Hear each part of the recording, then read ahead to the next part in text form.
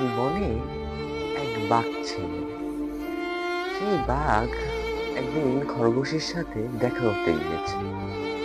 সেই খরগোশকে সাথে দেখা করতে গিয়েছে তো ভালো। তখন যে বাঘটি খরগোশের সাথে দেখা করতে গিয়েছে, বাঘটি তখন ওই খরগোশকে জিজ্ঞাসা করলো, আচ্ছা খরগোশ, তুমি তো ক্ষুদ্র প্রাণী, আমি তো এত বড় একটি প্রাণী। এখন তোমাকে যদি 10টি গাজর দেওয়া হয়, তুমি তো অবশ্যই সেগুলোকে খেয়ে ফেলবে না?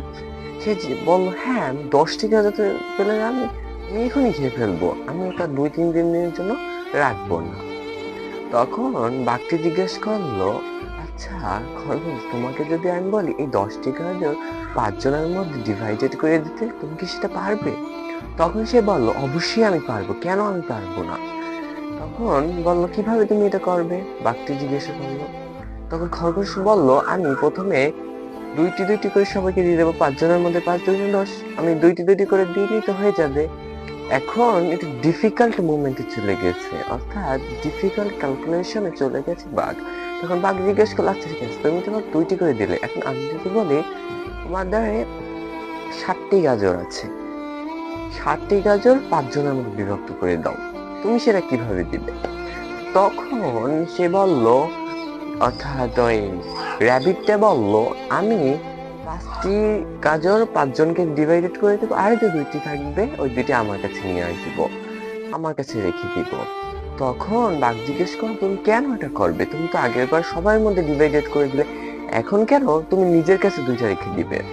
তখন র্যাবিট বলল, আচ্ছা বাঘ, আমি যদি ওই 2টি গাজরকে আরো ভালোভাবে ডিভাইডেড করতাম আর তাদের মধ্যে ভাগ করে দিতাম, দেখবেন তাদের মধ্যে আরো একটা দ্বন্দ্ব সৃষ্টি হতো। কেন? তারা বলতো, না আমার তো আর একটু বেশি পাওয়া উচিত ছিল, এত কম তো আমার পাওয়া উচিত ছিল না, আমার আর একটু পাওয়া উচিত ছিল।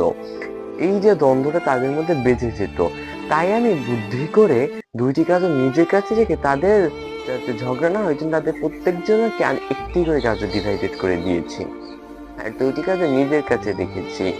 আর তাই এই গল্পের মোরাল যে লেসনটা হচ্ছে যে মানুষের মধ্যে দ্বন্দ্ব বাজে কিন্তু সময় লাগে না, আর দ্বন্দ্ব বাজলে আবার যদি সময় লাগে কিন্তু যে সেটা আবার মীমাংসা হতে। তাই বুদ্ধিমানি করে অনেক সময় নিজেকে অন্যের কাছে যখন আপনারা রিপ্রেজেন্ট করবো, অন্যকে কিছু দেওয়ার চেষ্টা করব, দেখবো 5 জনকে যদি কিছু দেওয়ার চেষ্টা করবো, আগে দেখবো তাদের দ্বন্দ্বের কোনো ব্যবস্থার কোনো সিস্টেম আছে কিনা, অর্থাৎ তাদের কোনো দ্বন্দ্ব বাজে কিনা খাবারটি নিয়ে। 10 জনকে 10 রকমের জামা দিলে দেখবেন দ্বন্দ্ব বাজবে, কিন্তু একই রকমের গাজর দিলে, একই কালারের গাজর দিলে আর একই পরিমাপের গাজর দিলে তাদের মধ্যে দ্বন্দ্ব বাজবে না।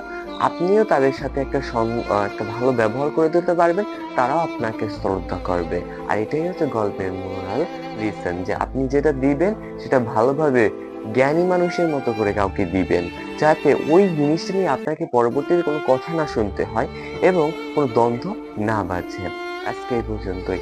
আগামীকাল বা আগামী কোনো দিনে দেখা হবে অন্য আরেকটি স্টোরি নিয়ে। বাই বাই, ভালো থাকবেন।